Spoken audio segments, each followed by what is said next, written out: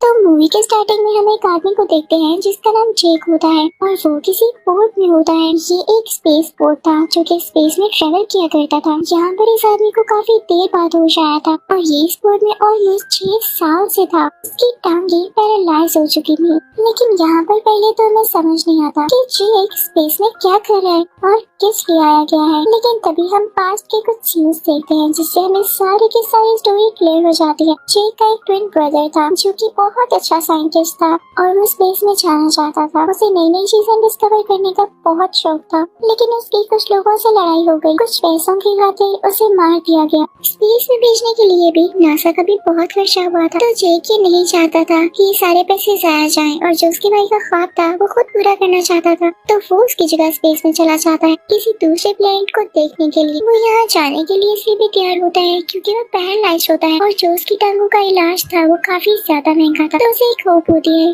कि जिस मिशन पर वो जा रहा है अगर वो उसमें कामयाब हो गया तो काफी ज्यादा पैसे अर्न कर सकता है और फिर उनको यूज करते हुए अपना इलाज करवाएगा। होता तो वो बहुत हार्ड वर्किंग है। बेशक उसकी टांगे नहीं होती लेकिन वो बहुत स्ट्रॉन्ग होता है, तो उसे खुद पर यकीन होता है कि ये वो कर लेगा। अगर बात कर ली जाए उस प्लेनेट की, तो उस प्लेनेट पर ऑक्सीजन नहीं होती। उसके साथ और भी जो लोग जाने वाले थे वो सब एक जगह पर इकट्ठे होते हैं जहाँ पर वो अपने लीडर से मिलते हैं। तो उनका लीडर उन्हें समझाने लगता है कि तुम लोगों ने किस तरह से वहाँ के हालात को फेस करना है और वहाँ पर अगर किसी क्रीचर से सामना होता भी है तो उसको किस तरह से हराना है या उसे कैसे बचना है। तभी जेक यहाँ पर एक आदमी से मिलता है और इन दोनों की ट्रेनिंग 3 साल एक साथ हुई थी। तो इनमें काफी अच्छी जान पहचान थी। तो वो आदमी जेक को उसका अवतार दिखाता है। इस अवतार में इंसानों के भी डीएनए थी और उन क्रिएचर्स के भी जो कि उस प्लेनेट पर रहा करते थे जहाँ पर ये लोग जा रहे थे। इनका प्रोजेक्ट स्टार्ट होता है, लेकिन तभी वहाँ पर इस प्रोजेक्ट के लीडर आते हैं। वो सीधा इस प्रोजेक्ट के हेड के पास जाती है जो कि एक बिजनेसमैन होता है और उसने ये प्रोजेक्ट स्टार्ट किया था। वो उसे कहती है कि तुम्हारा जेक को लाने का क्या मकसद था। तो वो हेड उसे बताता है कि इसमें कोई मसला नहीं है, वो समझदार है और तुम्हें पता भी है कि हम उस प्लेनेट पर क्यों जा रहे हैं। वो उसे कीमती स्टोन दिखाता है। वो कहता है कि हम उस प्लेनेट से ये स्टोन लेंगे। ये 1 केजी स्टोन 100 करोड़ का बिकता है, यानी इसका सिर्फ 10 ग्राम करोड़ का बिकेगा। तो तुम खामोशी से होने दो जो हो रहा है। फिर अगले दिन हम देखते हैं कि जेक को एक मशीन में भेजा जाता है जिससे वो अवतार बन के बाहर आता है। उसको अवतार की बॉडी में शिफ्ट कर दिया गया था, जिसे पाकर वो बहुत खुश था। लंबे लंबे कान, लंबी सी दुम, लंबी सी चोटी और नीली यानी ब्लू रंग से वो काफी खुश था। फिर जेक मिलता है एक कर, तो वो जेक की काफी तारीफ करता है क्योंकि जेक पहले फौज में था यानी आर्मी में था और उसकी एक्टिविटीज काफी अच्छी थी। तो वो जेक से कहता है कि तुम बहुत आगे जा सकते हो और वहाँ उस प्लेनेट में जाके वहाँ के लोगों के साथ ज्यादा से ज्यादा टाइम स्पेंड करना, क्योंकि तुम जितना टाइम उनके साथ स्पेंड करोगे वो उतना ही तुम पे ट्रस्ट करने लगेंगे। वो तुम जानते हो ना कि इस प्रोजेक्ट का हेड यही चाहता है कि उस प्लेनेट से ज्यादा स्टोन निकाल सके।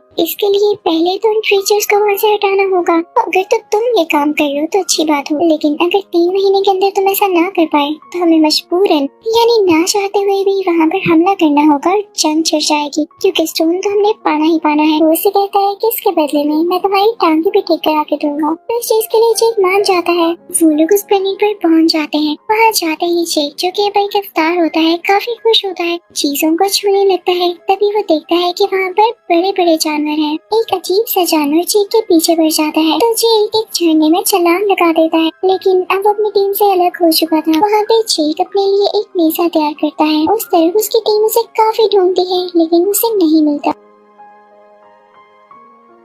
तो वो लोग यहाँ से ये सोचते हुए चले जाते हैं कि ये खतरनाक प्लेनेट है और क्या पता अब तक जेक मारा गया हो। जेक वहीं जंगल में होता है। तभी हम देखते हैं कि कोई फीमेल उसे देख रही होती है और वो उसी प्लेनेट की क्रीचर होती है जिसका नाम नीति होता है। वो जेक पर एरो चलाने ही वाली होती है कि तभी उस पर एक फूल आकर बैठता है, तो वो अपना डिसीजन बदल लेती है और वहाँ से चली जाती है। अब रात को जेक के पीछे उस प्लेनेट के काफी खतरनाक जानवर बढ़ जाते हैं और उस पर अटैक करने के लिए आगे बढ़ रहे होते हैं, लेकिन जेक उनसे फाइट बैक करता है। उनको भगाने के लिए आग भी जलाता है। तभी वहाँ पर नीची आकर उसे बचाती है, लेकिन इस दौरान वहाँ के कुछ जानवर भी मारे जाते हैं। तो नीची को गुस्सा आता है। वो जेक से कहती है कि तुम्हें बचाने के चक्कर में मेरे जानवर मारे गए। तो जेक उससे कहता है कि गुस्सा किस चीज का दिखा रही, अगर अपने जानवरों की इतनी फिक्र थी तो मुझे बचाया ना होता। तो नीति उसे कहती है कि तुम बिल्कुल बच्चे हो। तो जेक उसे कहता है तो फिर मुझे सिखाओ कैसे लड़ा जाता है। इसी के साथ जेक की बॉडी पर वही ग्लोइंग फ्लावर्स आकर बैठ जाते हैं। नीति इस कबीले के सरदार की बेटी होती है, तो वो जेक को अपने कबीले के पास लेकर जाती है। उसके कबीले के लोग जेक को मारना चाहते हैं, लेकिन नीति उनको रोकती है। तो ये बात एक और क्रिएचर को अच्छी नहीं लगी। ये वही क्रिएचर होता है जो कि अब आगे जाकर इस कबीले का सरदार बनने वाला था। लेकिन नेत्री की माँ जो कि वहाँ की रानी होती है, नेत्री से कहती है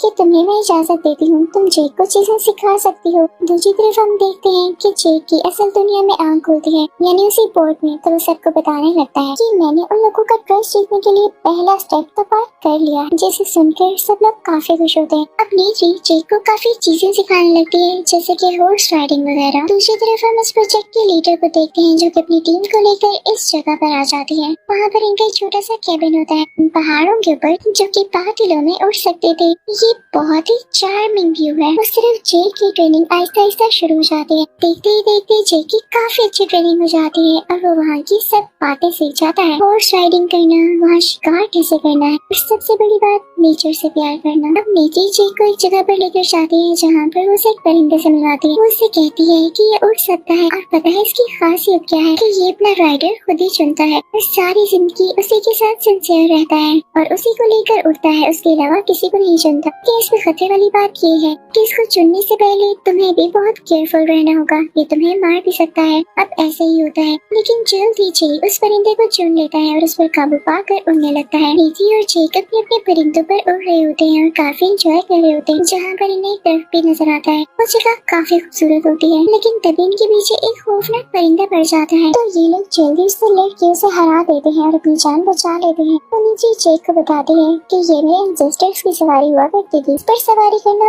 बहुत मुश्किल है और इसके बारे में ये माना जाता है कि ये दुखों को खत्म कर सकता है और प्रॉस्पेरिटी ला सकता है। अब जेक को यहाँ पे 3 महीने गुजर जाते हैं, तो कर्नल उसे वापस बुलाता है और कहता है कि जो काम मैंने तुम्हें कहा था, लगता है वो तुम भूल रहे हो। तो जेक कहता है कि नहीं, मैं भूल नहीं रहा, बस कल उनका एक इवेंट है जिसमें वो सारे लोग मुझे एक्सेप्ट कर लेंगे, यानी मैं भी उनका हिस्सा बन जाऊंगा। तो कर्नल कहता है कि अगर तुम ऐसा ना कर सके तो मैं वापस तुम्हें जमीन पर भेज दूंगा। तो जेक कहता है क्या फिक्र नहीं करें, मैं कल उनको उस जगह से हटा दूंगा। तो कर्नल कहता है कि चलो देखते हैं। अगला दिन आ जाता है और वो इवेंट होता है जिसमें सब लोग, यानी उस प्लेनेट पर रहने वाले सारे क्रिएचर्स जेक को एक्सेप्ट कर लेते हैं। नेत्री जेक को एवा का दरख्त भी दिखाती है जो कि उनका प्योर दरख्त होता है और वो हमेशा ग्लो किया करता था। यहाँ पर नेत्री जेक को ये भी बताती है कि तुम चाहो तो इस कबीले में से किसी भी लेडी को चुन सकते। तो जेक उससे कहता है कि मुझे तो तुम अच्छी लगती हो, और यहाँ पे नेत्री भी मुस्कुरा देती है। तभी हम देखते हैं कि कर्नल वहाँ पर मुझे दरख्त गिराने लगा है, क्योंकि वो अपना काम शुरू करने वाला होता है, जिसे देखकर सारे कबीले वालों को गुस्सा आ जाता है।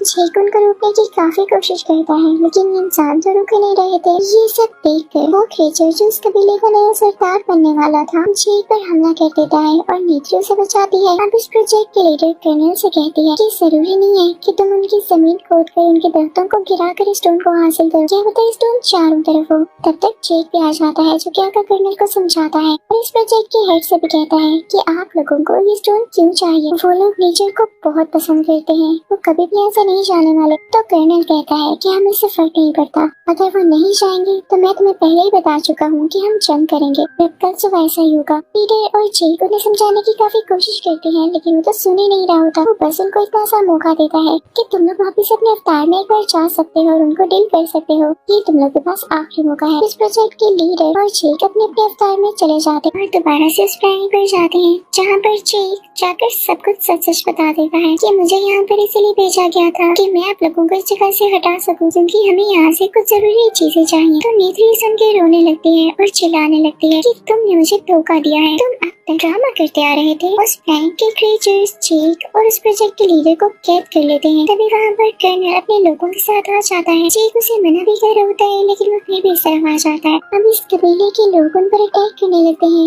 लेकिन वो अपने बो और एरो से कितना अटैक कर पाते। कर्नल उन पर बॉम्ब्स फेंकने लगता है, जिससे हर तरफ आग लग जाती है और कबीले के लोग डर के रोने लगते हैं। तभी एक फीमेल क्रिएचर जेक के पास आती है और उसे खोलते हुए कहती है कि हमारी जान बचाओ। लेकिन इतनी देर में कर्नल वो दरख्त भी गिरा देता है जो कि उनका प्योर दरख्त था। सब लोग ही देख के काफी दुखी होते हैं और उन्हें इंसानों पर काफी ज्यादा गुस्सा आ रहा होता है। इस सब में नेत्री के फादर यानी इस कबीले के लीडर की भी डेथ हो जाती है। इस प्रोजेक्ट का हेड और कर्नल ऑर्डर देता है कि जेक और इस प्रोजेक्ट के लीडर को अरेस्ट कर लिया जाए, लेकिन तभी वहाँ पर एक पायलट आती है जो कि फाइटर प्लेन चलाया करती थी। वो उनको आकर बच जाती है। अब ये सारे लोग एक और स्पेसशिप में होते हैं जहाँ पर कर्नल की फायरिंग की वजह से इस प्रोजेक्ट की लीडर जख्मी हो चुकी होती है। यहाँ पर जेक दोबारा से अपने अवतार में आ जाता है, लेकिन जेक देखता है कि यहाँ के सारे लोग किसी और जगह चले गए और वो वहीं पर होता है जहाँ पर उनका प्योर थ्रस्ट गिर चुका था। उन्हें लग रहा था कि जैसे जेक भाग चुका है और वो इनकी मदद के लिए कभी भी नहीं आए, लेकिन अब की बार जेक उसी परिंदे पर सवारी करता हुआ था जिस पर नेत्री के एंसेस्टर्स ने सवारी की।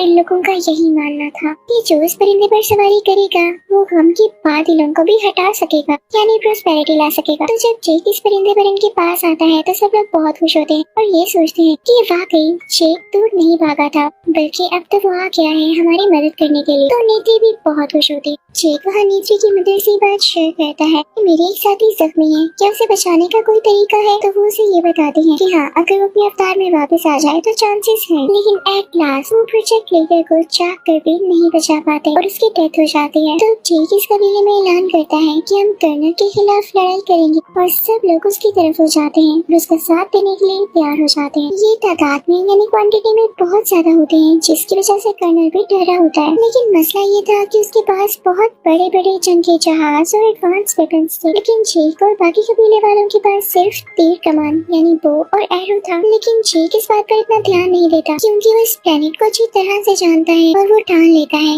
कि वो जरूर इस प्लेनेट के लिए और नेचर के लिए लड़ेगा। वो उसी प्योर दरख्त के पास जाता है और उससे कहता है कि आप हमारी मदद करें, कर्नल यहाँ नेचर को तबाह करने आ रहा है, वैसा होने मत दीजिएगा। अब कर्नल अपना हमला कर देता है। वो बहुत ज्यादा आर्मी को अपने साथ लेकर आया था। वो सबसे पहला शूट उसी प्योर दरख्त की तरफ करता है, लेकिन इससे पहले ही वहाँ पर उस प्लेनेट के क्रीचर्स आ जाते हैं जिन्होंने अपने घोड़ों तक को तैयार कर रखा था। जेक भी उसी ब्लू परिंदे पर आ रहा होता है।